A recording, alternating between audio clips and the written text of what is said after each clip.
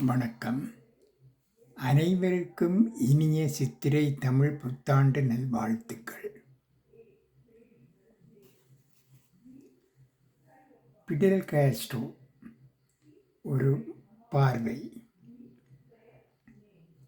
கியூபாவின் ஒரு செழிப்பான விவசாய குடும்பத்தில் 1926ஆம் ஆண்டு ஆகஸ்ட் மாதம் 13ஆம் தேதி ஏஞ்சல் காஸ்ட்ரோ சினா தம்பதிகளுக்கு மகனாக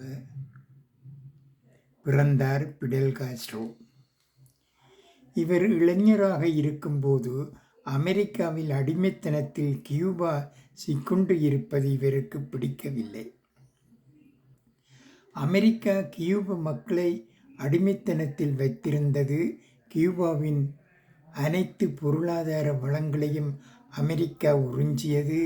இதை எதிர்த்து போராட முடிவெடுத்தார் பிடல் காஸ்ட்ரோ.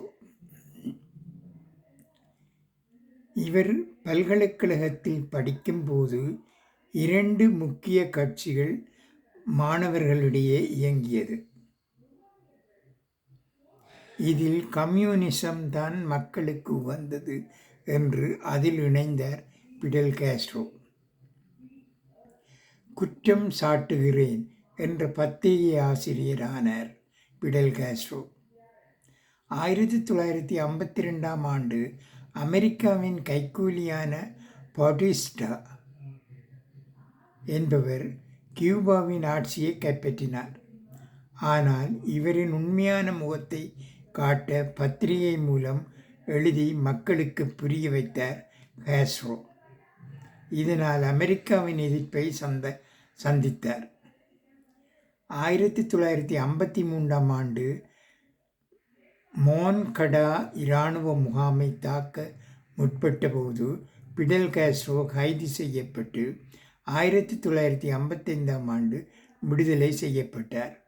இதன்பின் இப்படியே போராடினால் ஒரு பயனுமில்லை என்று மெக்சிகோ பயணமானார் பிடல் காஸ்ட்ரோ.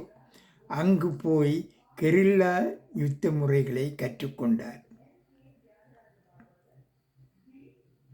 அங்குதான் தோழர் சேகுவாரை முதலில் சந்திக்கிறார். இருவரும் சேர்ந்து மீண்டும் கியூபா வருகிறார்கள். அங்கு அடர்ந்த வனப்பகுதியான சியாரா மேஸ்த்ரா காடுகளில் விவசாயிகளையும் இளைஞர்களையும் ஒன்று திரட்டி பயிற்சி அளிக்கிறார்கள். 1956ஆம் ஆண்டு பிடல் காஸ்ட்ரோவின் கெரில்லா யுத்த வீரர்கள் பாட்டிஸ்டாவின் இராணுவத்துடன் யுத்தம் நடத்துகிறார்கள். இனியும் இவர்களுடன் யுத்தம் புரிந்தால் நம்மால் தப்ப முடியாது என்று பாட்டிஸ்டா கியூபாவை விட்டு தப்பி ஓடுகிறார்.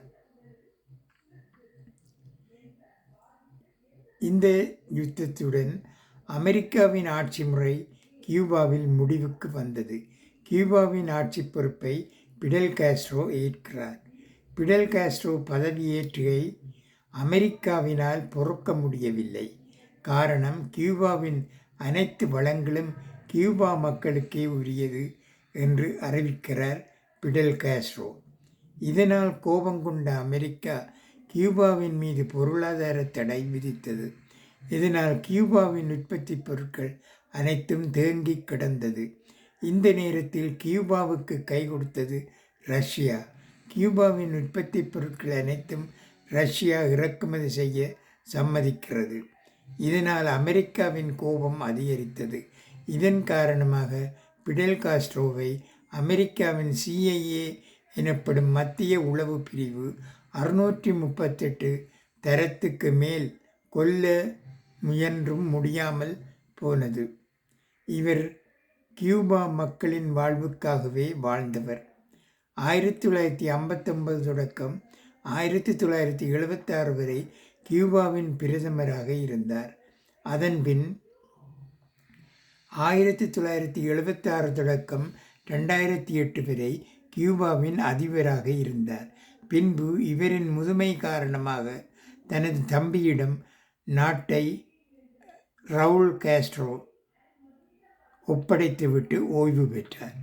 இதன்பின் 26/11/2016 கியூபாவில் இரும்பு கோட்டையாக திகழ்ந்த பிடல் காஸ்ட்ரோ இவ்வுலகத்தை விட்டு விடை பெற்றார்.